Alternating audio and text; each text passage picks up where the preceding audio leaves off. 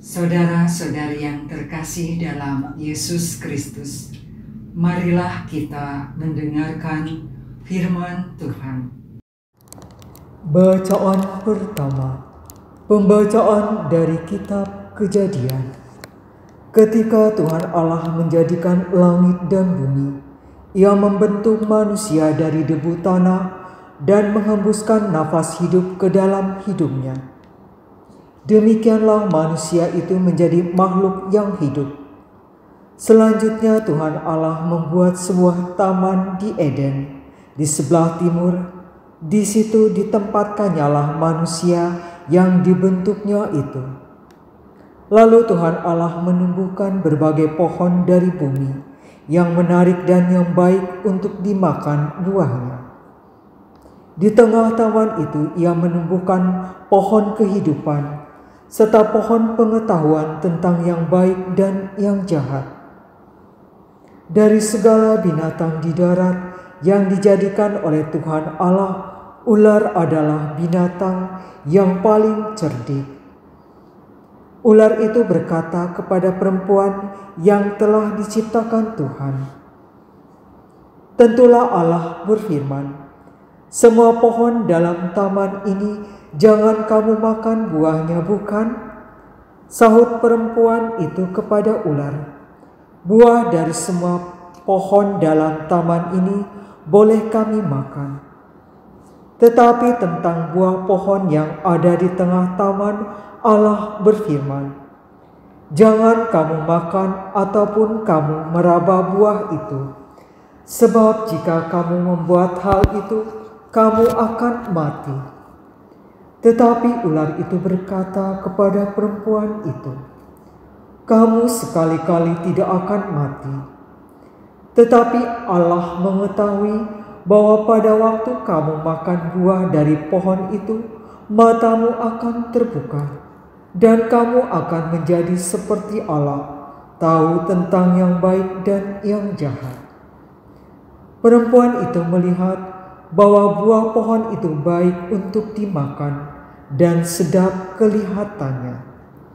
Lagi pula pohon itu menarik hati karena memberi pengertian.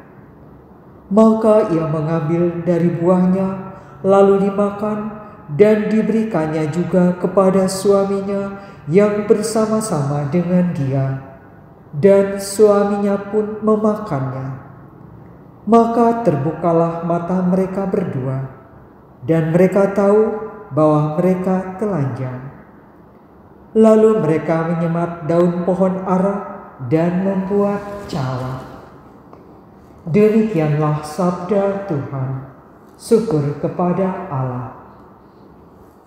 Bacaan kedua, pembacaan dari surat Rasul Paulus kepada jemaat di Roma. Saudara-saudara, dosa telah masuk ke dalam dunia lantaran satu orang, dan karena dosa itu masuklah juga maut. Demikianlah maut telah menjalar kepada semua orang, karena semua orang telah berbuat dosa. Sebab sebelum hukum Taurat ada di dunia ini telah ada dosa. Tetapi dosa itu tidak diperhitungkan kalau tidak ada hukum Taurat. Sungguh pun demikian dari zaman Adam sampai kepada zaman Musa, maut telah berkuasa juga atas mereka yang tidak berbuat dosa dengan cara yang sama seperti yang telah dibuat oleh Adam, yang adalah gambaran dari Dia yang akan datang. Tetapi karunia Allah tidaklah sama dengan pelanggaran Adam. Sebab jika karena pelanggaran satu orang itu, semua orang telah jatuh dalam kuasa maut, jauh lebih besarlah kasih karunia dan anugerah Allah yang dilimpahkannya atas semua orang lantaran satu orang, yaitu Yesus Kristus. Kasih karunia Allah jauh lebih besar daripada dosa satu orang. Sebab penghakiman atas satu pelanggaran itu telah mengakibatkan penghukuman, sedangkan pemberian kasih karunia atas banyak pelanggaran telah mengakibatkan pembenaran. Jadi, jika oleh dosa satu orang maut telah berkuasa, lebih benarlah yang terjadi atas mereka yang telah menerima kelimpahan kasih karunia dan anugerah kebenaran. Mereka akan hidup dan berkuasa oleh karena satu orang itu, yaitu Yesus Kristus. Sebab itu, seperti satu pelanggaran, semua orang beroleh penghukuman.